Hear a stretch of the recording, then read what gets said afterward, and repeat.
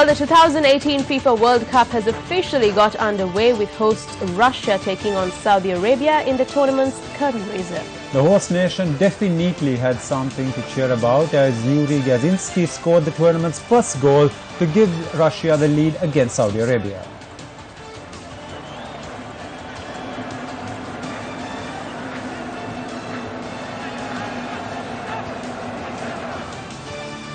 A very good evening and welcome to your Primetime News Bulletin. I'm Shane Silva. And I'm Nicola De Zoiza. We start off with tonight's headlines.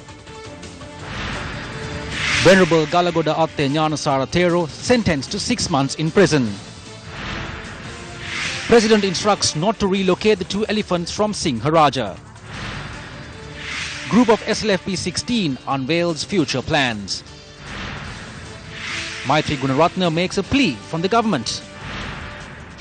Interim order preventing Sri Lanka cricket elections vacated.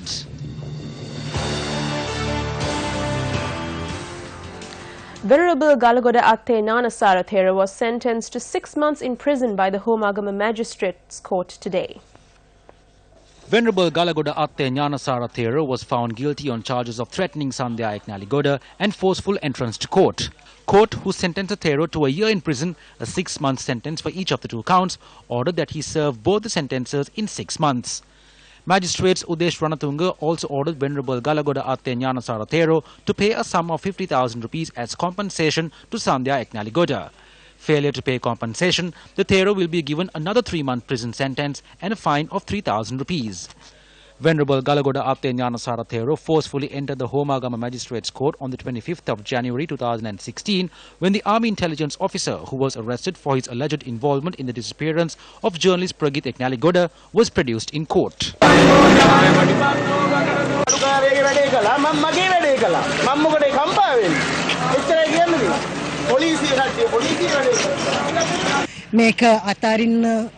I did not let this go, and I did not stop just at the mediation board, because I sought the assistance of the judiciary, and they have protected that honor. This is important for the victims who seek the assistance of the judiciary in the future. I hope this will help.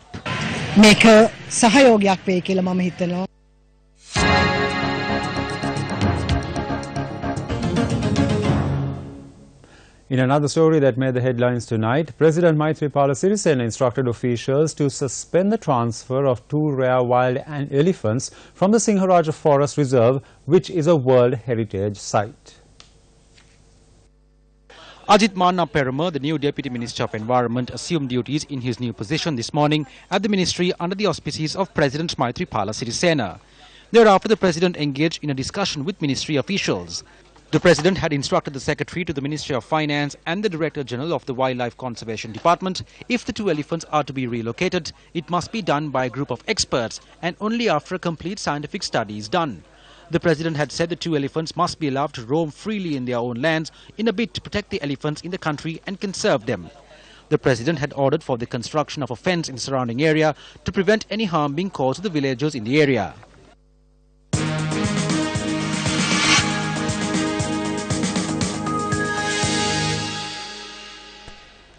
Authorities are yet to make an arrest over the shooting of the chief incumbent of the Katharagama Kirivihera temple, Venerable Kobavaka Damminda Thero. Shots were fired at Venerable Kobavaka Damminda Thero at 10:45 p.m. on Tuesday. 3 people in an SUV had opened fire at Thero and another monk and thereafter fled the scene. Police suspect the shooting could have been planned by the former Kapu Mahathya of the Mahasayan Devalaya at the premises of the Kirivihera temple. Investigations have revealed the vehicle used for the shooting belongs to the aforementioned individual. Police had recorded statements from the suspects until late last night. However, police did not make any attempt to arrest the suspects or even seize the SUV yesterday. The SUV was seized only this morning. The chief suspect in the case has been identified and reports suggest the former Kapu Mahathya of the Katharagama Mahasayan Devalaya, Asela Bandara, had already fled the area. The Katharagama police said one of the 2 other suspects is the brother of the chief suspect. The other suspect had served as an assistant at the Mahasayan Devalaya. Though it was said they were being questioned extensively, they were not arrested even as of this evening. It is very surprising that not a single suspect has been arrested 48 hours after 2 monks were shot at in the open at the sacred grounds of Katharagama and even after the suspects have been identified. Another reason for doubt is the vehicle carrying weapons which was used to commit the crime was not even subject to an inspection at a single police post. The monks at temples surrounding the Kirivihara temple claim the security provided to all four gates of the sacred grounds are not sufficient. The number of police officers provided by the Kataragama police for security at the sacred grounds are not adequate. The IGP must focus on providing more security. This is a place visited by parliamentarians, ministers and thousands of devotees. There are 4 gates. Security is required for the Sella Kataragama Vadihitikanda areas. It is clear that the number of police officers are not sufficient. We request more police officers to be given to the Kataragama police to prevent the recurrence of such incidents. The chief incumbent of the Kirivihara temple who was shot at is being treated at a private hospital in Colombo. A hospital spokesperson said the Thero is out of harm's way. The other monk who was injured in the shooting is still being treated at the Hambantota General Hospital. Minister of Law and Order Ranjit Madhuma Bandara today responded to claims made by the opposition that the rate of crime has increased in the country. The opposition is attacking the government in a very wrong way. They've even linked the underworld with the shooting of the chief incumbent of the Kirivihara Viharaya. This is how the opposition does things. There is no underworld in the government. You can see who is linked to this when the underworld fights each other over underworld matters. The United National Party is not linked to this. If you want to speak about drugs, several ministers and MPs of the previous government have allegations against them. I state with responsibility, none of the ministers and MPs in this government have such allegations against them. All measures required to eradicate the underworld and drugs are being taken and being implemented.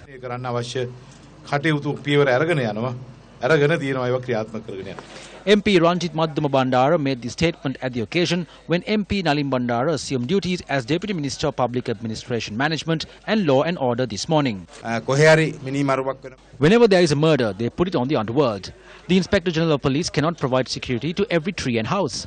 But none of these murders are organized nor carried out with the blessings of the government. There was a time such murders took place, where people went missing. There were official teams of the government and underworld gangs which functioned back then with state sponsorship for these matters. But not today. I have assumed duties today and I will be going to the FCID tomorrow because I have been summoned. I don't know what for, but I think that is a good thing too, that the first thing I do as Deputy Minister is to go to the FCID.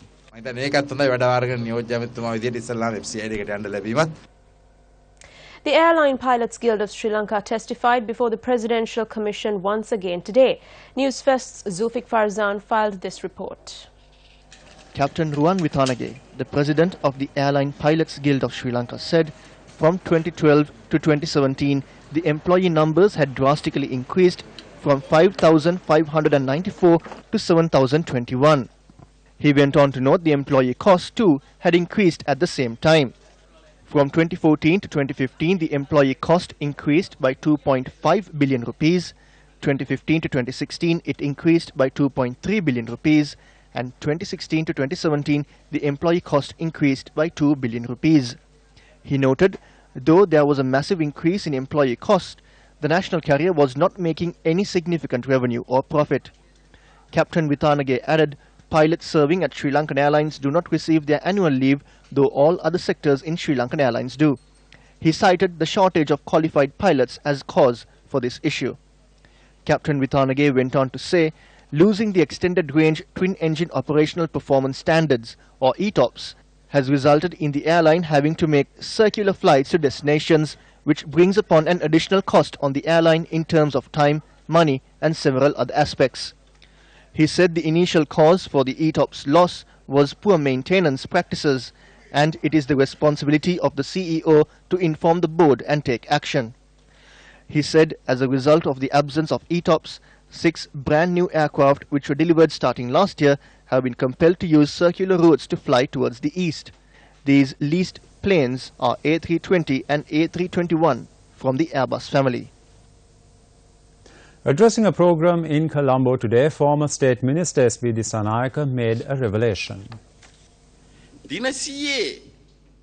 During the 100-day government, they imposed something called the mansion tax, then something called a casino tax. They took sums of 2 billion in one go, but this wasn't gazetted. A few in the United National Party showed this and said this won't be gazetted because if it does, it will be 2 billion. So instead, they collected sums of 500 and 600 million.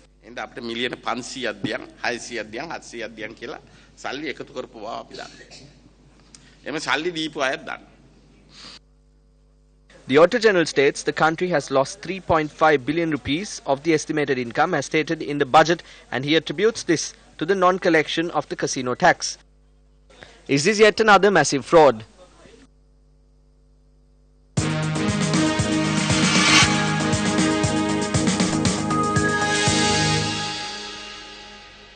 The group of 16 MPs of the Sri Lanka Freedom Party convened a media briefing in Colombo today.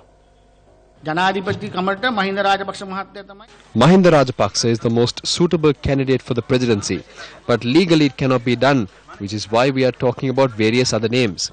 This is why our group of 16 is trying to go for the presidential election by ensuring Mahinda is seated on the Prime Minister's seat. But it should be done through Maithripala Sirisena. It is too early to tell who the next presidential candidate would be. We are of the stance that the candidate should be selected by Mahinda Rajapaksa. Whoever Mahinda Rajapaksa selects as a candidate, we will rally around that person. Mahinda Rajapaksa මැතිතුමා තෝරන්නේ මොන අපේක්ෂකයාද? ඒ අපේක්ෂකයාත් එක්ක පෙළ ගැහෙනවා. නමුත් රනිල් වික්‍රමසිංහ මහත්මයාට තියෙන ලොකුම බාධක අනිත් කට්ටිය ඒකට කර්මයක් නෙවෙයි කියලා යුරෝපයේ කියන්නේ. වික්‍රමසිංහ මහත්තයා තරඟ කරනවා නම් I think if Ranil Wickremesinghe is contesting, none of the candidates will have any obstruction. Ranil Wickremesinghe is the biggest obstruction to the victory of the UNP candidate. Ranil Wickremesinghe is the biggest obstruction to himself.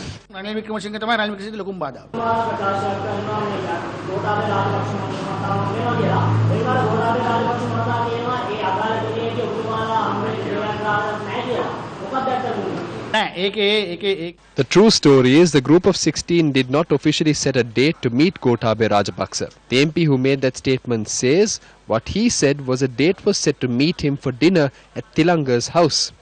We will meet Gotabaya Rajapaksa. Before that, we will meet Basil Rajapaksa, Chamal Rajapaksa and Namal Rajapaksa. We will first meet Dinesh Gunawardena next week. Any party against the UNP, even if it is in a three-wheeler, we will meet them as well. ඒ පක්ෂයේ තියෙන්නේ three wheel එකද? අපි ඒක යවත් හම්බෙමු. නිකන් ඕක වෙයිද රනිල් වික්‍රමසිංහයි මෛත්‍රීපාල සිරිසේනයි වගේ ආ එකතු වීමක් වෙයිද? නෑ එහෙම අපි කවදාවත් හිතන්නේ නෑ මේ. No, that won't happen. I don't think he will go back. He has served as General Secretary of the SLFP for 13 years and a member of the party for 40 years. So we believe he will get this back on track and take it forward.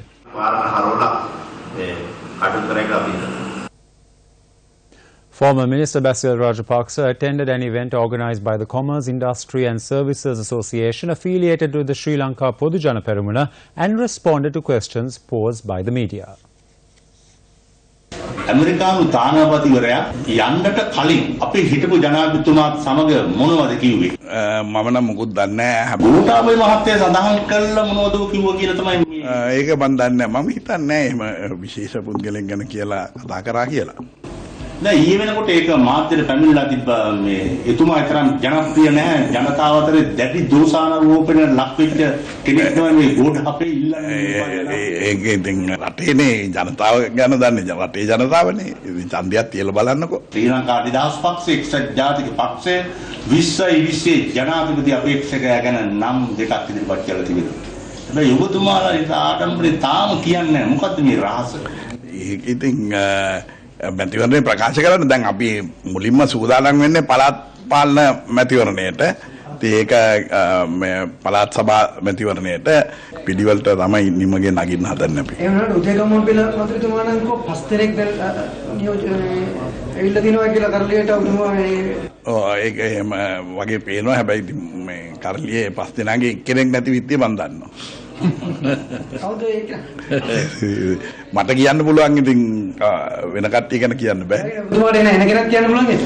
නෑ ඒක බෑ. ජනතාව බලාපොරොත්තු වෙන්නේ මහින්ද රාජපක්ෂ ජනාධිපති. ඉතින් ඒ අනුව මහින්ද රාජපක්ෂ ජනාධිපතිතුමාට නිල වශයෙන් නීතිමය වශයෙන් බාධාවත් තියවෙනවා නම් අන්න ඒ වෙලාවට මහින්ද රාජපක්ෂ මැතිතුමා තමන්ගේ නියෝජිතයෙක් නම් කරાવી. ඒ වගේම 16 කණ්ඩායම ඔබතුමාලා සමග සාකච්ඡා කළා තියෙනවද මේ නෑ තාම කතා කරලා නෑ. එහෙම කණ්ඩායම් අපි පිළිගන්නෙත් නෑ. ඒ කියන්නේ ආරාධනා කරගත්තොත් ඒක පිළිගන්නේ නෑ. අපි ඒ කට්ටිය අපේ පුද්ගලයෝ හැටියට අපේ සමාජිකත්වයේ ගත්තොත් ඒක ගැන සලකා බලන්න. මොකද සමහරු තාම ඉන්න මස් කට්ටේ මස් ටික කාලා අර කට්ට ඇතුලේ තියෙන ටික සූපු කරන්න බලාගෙන ඉන්න කට්ටයක් ඉන්නවා. ඒ ටිකත් අරගෙන අන්තිම මොහොතේ එන්න ඉන්නවා. නම් ඒක නම් හරියන්නේ නෑ. Questions were posed at MP Bimal Veeravansa at the premises of the Negombo Magistrates Court today. Gotabe's name is referred to the presidential election.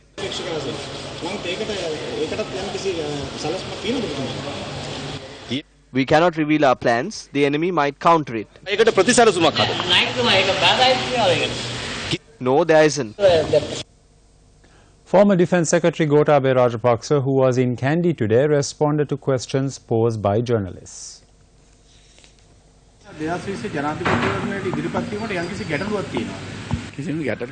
If there is such a need, there is no issue. But I have constantly said that it is President Mahinda Rajapaksa who should select the candidate from the opposition. American Parliamentuma කියලා තිබ්බා ඔබතුමාට කවදාකවත් දේශපාලනයෙන් දෙන්නේ නැහැ. ඒකට අවශ්‍ය පසුකම් සලසන්නේ නැහැ කියලා මොකද ඒ කතාව. මම දන්නේ. I don't know if he said that or not, but if he did, I don't think a United States ambassador would stoop so low. එහෙම එච්චර පහත් තත්යකට වැටෙයි කියලා මම විශ්වාස කරන්නේ නැහැ. Journalist DBS Jayraj recently published a statement made during a meeting between outgoing United States Ambassador to Sri Lanka Atul Keshap and former President Mahinda Rajapaksa. The article states that the United States and other Western countries are not in favor of the idea of Gotabe Rajapaksa being elected president. However, neither the US Embassy nor Ambassador Atul Keshap have officially publicized such a statement as being made during his meeting with former President Mahinda Rajapaksa. The former president's media unit issued a release to the media yesterday saying it has not released an official statement regarding the meeting with the US ambassador on the reports being published. General Secretary of the United National Freedom Front, Maitri Gunaratne, expressed the following views at a media briefing today. It's been 3.5 years since this good governance government came into power. In short, this is how unsuccessful this government has been. There are shootings in temples, Pradesh Sabha members and provincial councillors are being shot. Ordinary people are being shot. Banks are being robbed. The main thief behind the bond scam went to Singapore for a wedding and hasn't returned since. The people who guaranteed these people would be captured are still there. Gas prices have increased. Prices of goods have increased. Put this all together, it has come to a point where the people cannot survive.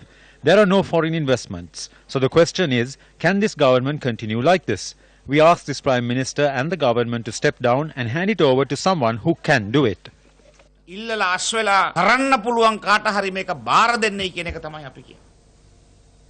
79th model village, constructed under the Samata Sevana Yalipibidena Udagammana program, was vested with the public today. The event was graced by Deputy Leader of the UNP, Minister Sajith Premadasa. The Sandamutugama model village, constructed in Siribopura in the Hambantota district, comprises of 71 houses. Title deeds were presented to 71 beneficiaries and the minister also handed over housing loans as well. I make a promise to you, our government will launch another massive housing program to construct 5,000 more Udagammana villages on the 1st of January 2020. The opponents who criticize development programs whenever they see them are now in fear. They behave like serpents who have come into contact with kerosene oil. Now they are on the lookout for how we will be locating the lands for these 2,500 Udagammana villages. They will be working towards sabotaging these activities. They are even destroying the plaques in Hambantota. That is the difference. Udagammana විවෘත කිරීමේ ඵලක ටික කඩ දැන් බලන්න වෙනස. You're watching News First, and up next is Action TV.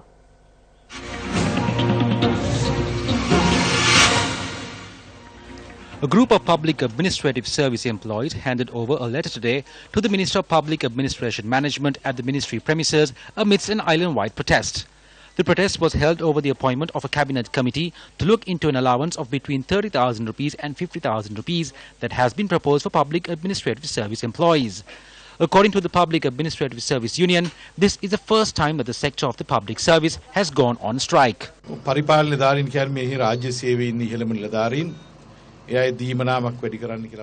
The public administrative service is one of the highest ranks of the state service. They had asked us for an allowance and I submitted a cabinet paper in this regard last week. The President and Prime Minister have expressed their support for this cabinet paper. They have agreed that this allowance should be granted. A committee has been appointed to look into the possibility of granting this allowance. We have accepted their request. The state administrative officers should not panic about this. I am not aware of any other background information to this protest.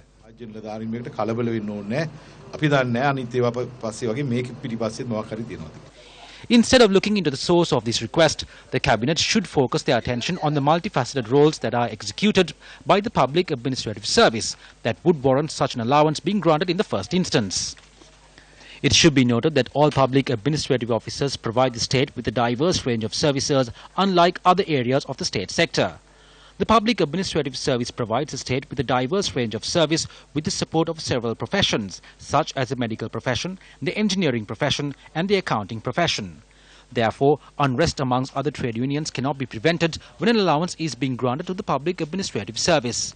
A flaw in the state service can be seen when an allowance is being granted to 2,376 employees of the Public Administrative Service at a cost of 800 million rupees, notwithstanding an amendment to Circular No. 6 of 2006 being passed last year with regard to the salaries of the state service. It was observed that although the Public Administrative Service officers had called in sick today, the blatant use of public property was witnessed in and around the premises of the Ministry of Public Administration Management. Whether or not the State Administrative Service employees were aware that they were violating the provisions of the Establishments Code and the Public Property Act is not known. However, almost all public administrative officers had travelled in vehicles belonging to the Public Administrative Service.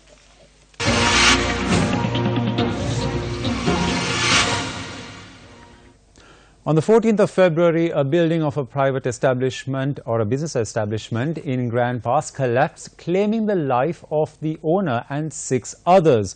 4 months after the tragedy, relatives of the victims staged a peaceful demonstration seeking justice for the lives lost.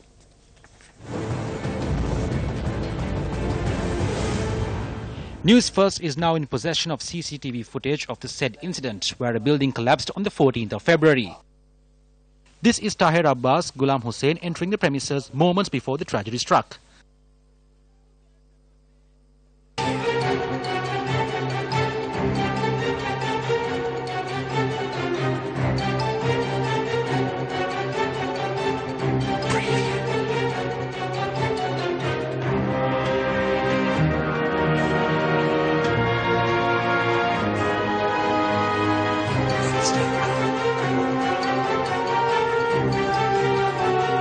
The storage complex located down Babapul Limawata in Grand Pass is owned by a private company involved in exporting spices and tea.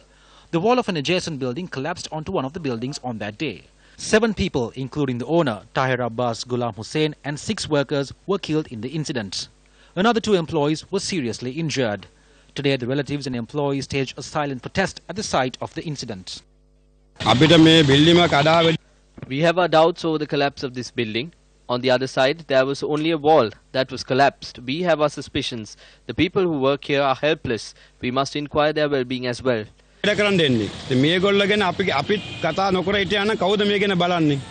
So far, no party from the building next door has come forward to talk to these people and offer any compensation. So we need a proper investigation into this accident carried out and the people responsible brought to book.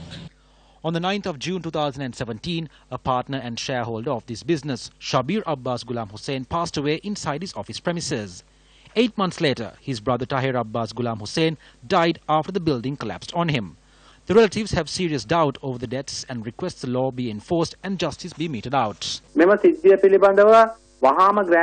The Grand Pass police launched an investigation over this incident. Thereafter, the Colombo Crimes Division took over the inquiry.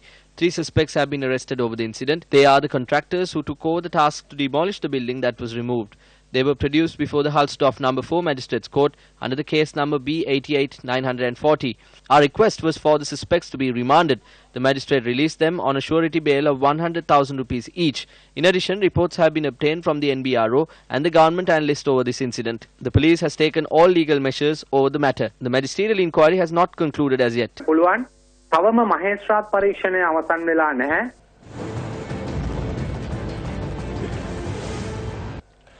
Protests were staged in several parts of the country today against companies which grant microloans.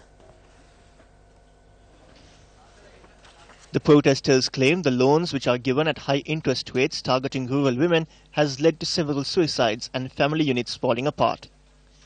A demonstration was staged in the Vaunia area today in protest against microfinance companies. The protesters handed over petitions to the Northern Province Governor and District Secretary. A protest was also staged in the Mullaitivu area against the microfinance companies. A demonstration was also held in the Kilinochchi area. The protesters handed over a petition to the District Secretary to be given to the Central Bank, the President and the Prime Minister. One of the most significant problems local businesses face is the non-availability of finances due to the local development banks being privatized. Speaking at the Economic Summit on the 30th of March last year, Professor Howard Nicholas expressed the following view on this score. What the professor said back then remains relevant even today. If I had any recommendation to make to Sri Lanka on this score, I would go back to development banking. You see, this is one of the worst things that was ever done in Sri Lanka, the privatization of the NDB and the DFCC.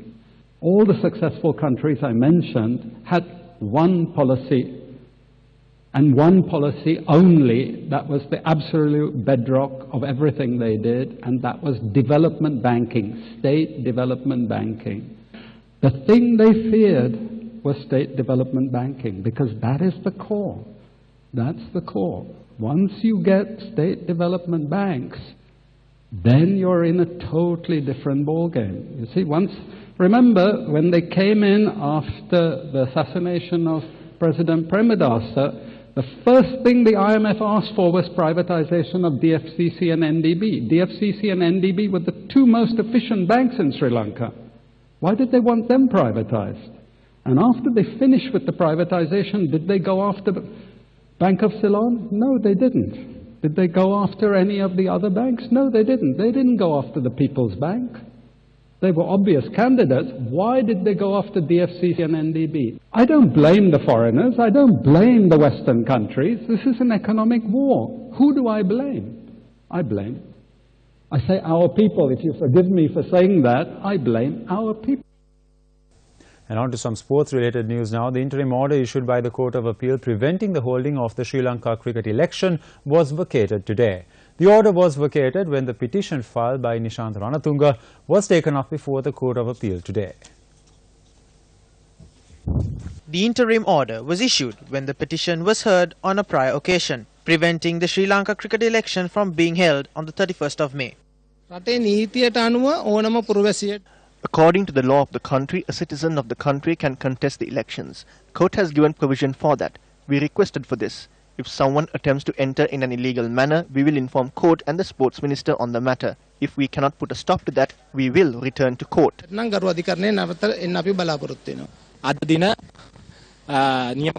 case will be taken up again on the 4th of July, and on that day, the Attorney General will produce a roadmap for Sri Lanka cricket elections. It was ordered to conduct the SLC elections and appoint officers to SLC democratically.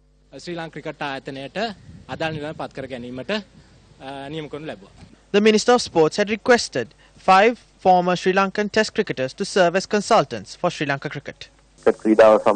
Approval from the selection committee was obtained to seek advice on the sport.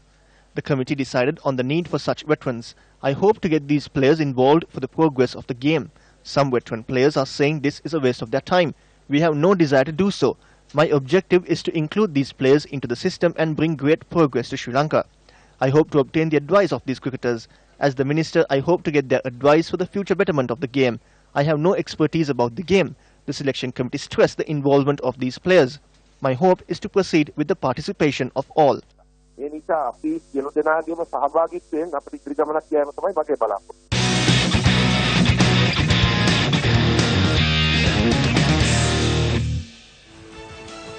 And that wraps up Primetime News. I'm Nicola De Zoiza. And I'm Shen Silva. Take care. Good night. Good night.